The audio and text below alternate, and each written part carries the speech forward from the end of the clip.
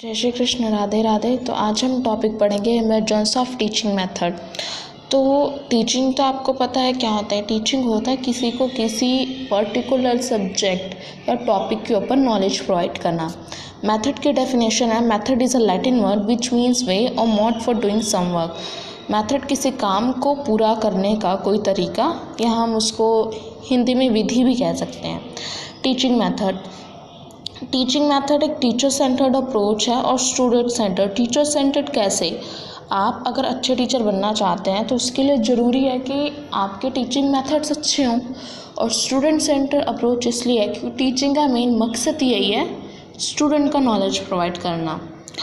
Definitions. According to Wesley, the word teaching method indicates a series of teacher activities that result in learning by the pupils. कि teaching method एक ऐसी activity है जिसका result निकलता है कि learner ने, प्यूपिल ने, स्टूडेंट ने आपसे क्या सीखा।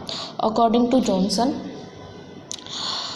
Any procedure which apply some order और systematic pattern to deserve. Johnson कहते हैं कि एक सिस्टमैटिक पैटर्न है डिजर्व आप क्या डिज़र्व करना, जैसे कोई गोल डिज़र्व करना। फॉर एग्जांपल, स्टूडेंट का गोल होता है कि टीचर जो मुझे समझा रही है वो मुझे समझ में आ जाए। अब characteristics, need, importance of good teaching method. Explore and research. देखिए, एक्सप्लोर करना बहुत ज़रूरी है। जब तक एक्सप्लोर नहीं करेंगे तो कोई रिज़ल्ट आपके हाथ में नहीं आएगा। देखिए, आज का टाइम बहुत ज़्यादा ही आप कह सकते हैं कि प्रतियोगिता या कंपटीशन वाला दौर है। तो कई लोग सोचते हैं कि इतने लोग यही काम कर रहे हैं, मैं क्यों करूं। बट जब तक आप करके नहीं देखेंगे आपको पता कैसे चलेगा कि दूसरे लोग और आपके में अंतर क्या है। तो शुरू करिए और रिसर्च करिए। रिज़ल्ट के बारे में इतना मत सोचिए, और आपने मेहनत किया तो भगवान ज़रूर आपको अच्छा रिजल्ट देंगे। Development of abstract thinking. Abstract thinking का मतलब होता है कि छोटे बच्चे क्या कहते हैं, टीचर ने जितना समझा दिया उतना ही सोचना है। पर जैसे जैसे बच्चे बड़े होते हैं, टीचर ने जो समझाया उससे आगे सोचना शुरू कर देते हैं, जो कि एक बहुत ज़रूरी एक्सपेक्ट है। फॉर एग्जांपल, फर्स्ट क्लास के बच्चों को बता दिया कि C फॉर कैट है, तो उसके लिए वो C फॉर कैट ही रहेगा। वो नहीं सोचेगा C फॉर कप, कैमल, और भी चीज़ें हो सकती हैं। Discourage the habit of cramming. इसका मतलब ये है कि क्रैमिंग का मतलब आप समझ सकते हैं कि रट्टा नहीं लगाना किसी चीज़ को, उस चीज़ को समझना है। फॉर एग्ज़ाम्पल, मैं आपको भी टीचिंग मेथड समझा रही हूँ, अगर मतलब सिर्फ थ्योरी नहीं, मैं आपको बोल के समझा रही हूँ। क्यों? क्योंकि अगर सिर्फ मैंने वही समझा दिया तो रट्टे लगाने वाली बात होगी। बट अगर मैं आपको हर चीज़ एक्सप्लेन करूँगी तो आपके माइंड में रहेंगी और आप उसको एग्ज़ाम में लिख पाएंगे। डेवलप क्रिएटिविटी डेवलप करना बहुत ही ज़रूरी है आज के टाइम में, क्योंकि अगर आपके पास क्रिएटिविटी है तो आपके पास काम है।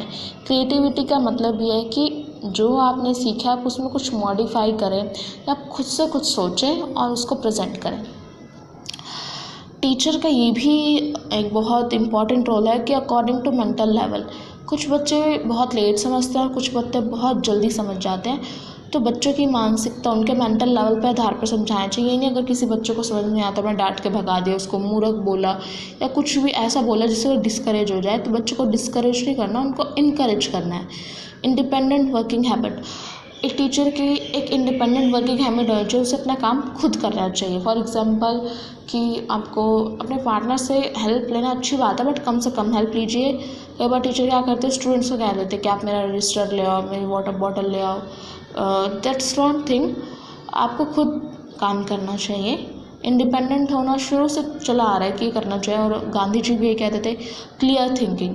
आपकी थिंकिंग क्लियर होनी चाहिए, आपके अंदर खुद पजल नहीं होना चाहिए कि अच्छा ये है, ये भी हो सकता है, ये नहीं हो सकता।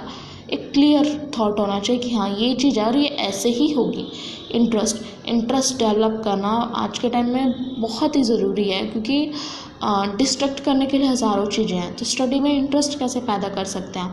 देखिए, उसके बहुत से मेथड है। आप क्रिएटिविटी करा सकते हैं बच्चों से, आप कुछ ऐसा करा सकते हैं जिससे बच्चे इंटरेस्ट लें। आप ग्रुप डिस्कशन करा सकते हैं किसी टॉपिक को लेकर, जिसमें सारे बच्चे अपने थॉट्स रखेंगे तो उनका इंटरेस्ट डेवलप होगा। एक्सप्रेसिंग द व्यूज़ भी बहुत ज़रूरी है। जैसे टीचर ने कोई लेसन पढ़ाया, तो ये नहीं कि लेसन के लेखक का जो व्यू है आपने वही बताया, आप अपना व्यू भी बता सकते हैं कि इस चीज़ को ऐसे भी प्रेजेंट किया जा सकता है।